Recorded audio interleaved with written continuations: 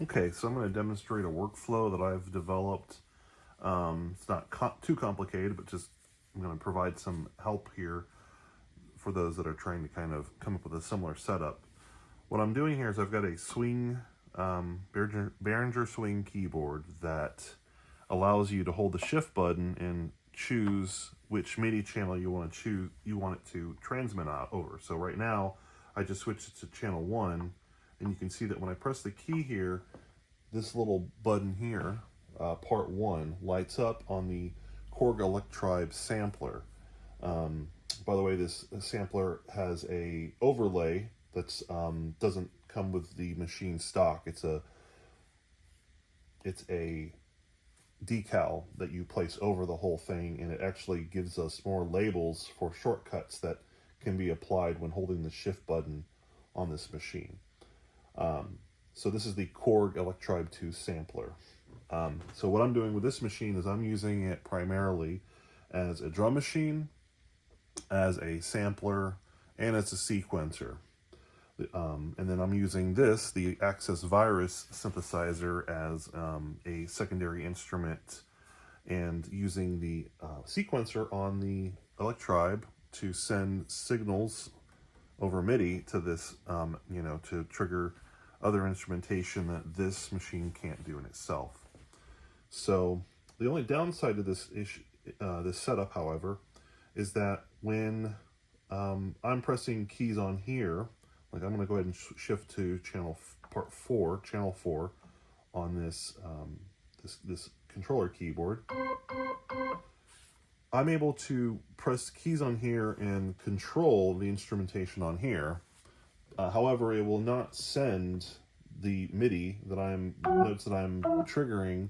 It's not going to send those through to the synth. So I can't simply disable the sounds on a part here and record them in real time and hear this synth. So instead, what I've done is I've loaded a organ sound on part 4 here, and I'm going to go ahead and record an instrument on that using the instrumentation provided by the Electribe. But then once I'm done, once I'm done recording the sequence, I'm going to turn the instrumentation off, and then it will then send a pre-recorded sequence to the synthesizer, and then I can choose a different instrument here. So I'm going to go ahead and play for you what I've got so far. I've got a simple drum beat using the Roland TR-909 drum samples, and then I'm using a bass line that I've already sequenced, and I'm ascending through to this machine.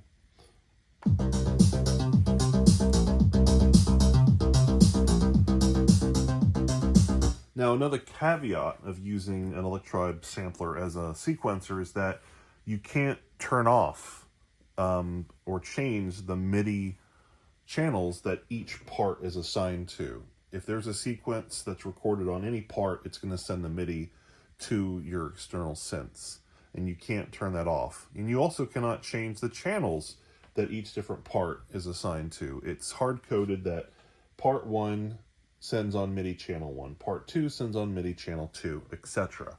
However, I've found that the Virus has 3 modes. There's single mode, where it only supports one instrument. There's also the sequencer mode, where it supports multiple instruments. However, that mode is meant for people that are using like a digital audio workstation, such as Cubase or Reaper or something like that, Ableton Live.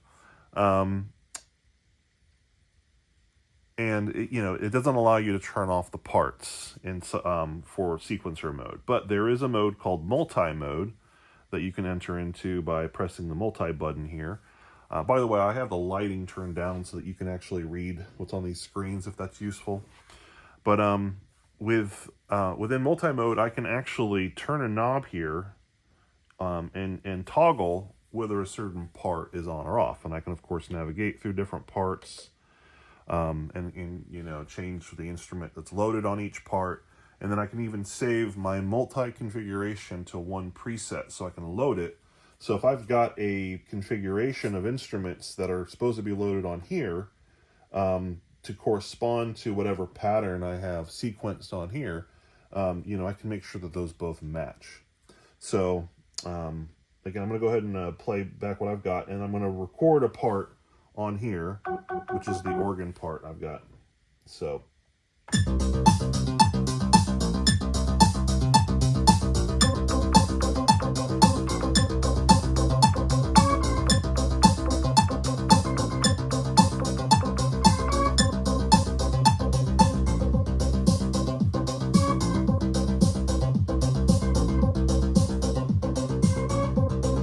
Okay, now that I've got a part recorded, what I can do is, since we've got part 4 here, I've got the same part loaded on here on the Axis virus. So I simply need to just go ahead and enable that part. Okay, and now if I play it back, you'll hear both the organ and the part I have in here. Okay, now I don't want that, so I'm going to go ahead and do this now. On part 4 here, if I turn this little oscillator sample knob, it will allow me to change which sounds this device is using for that part. Well, if I go all the way through to part number 17, that'll set it up for the audio input. Now, the problem with audio input on this device is that even though it's a really great thing where I can take this instrument and route it back in here, and then even apply effects for that part, meaning I can sequence something and then send it out to an external synth and then, you know, bring it back in and then even be able to tweak it through the sound engine in here, perhaps even applying effects that sync with the BPMs, the clock of this machine. The audio input is not the best quality, and also if I'm using a multi-part synthesizer, it's just not going to work. So as a solution to that, I'm using a mixer. So this little Mookie mixer is a MOUKE MAMX3 mixer.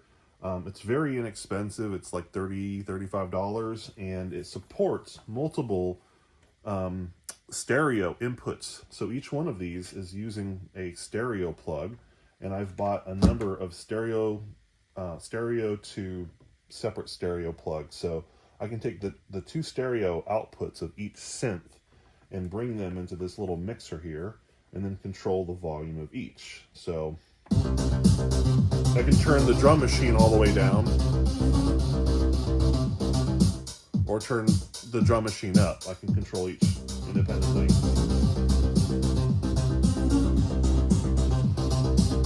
And as you hear, this is no longer making the organ sound. I just use the organ sound to help me sequence it or record it. But now I'm sending the sound through to here and I can change what I'm using.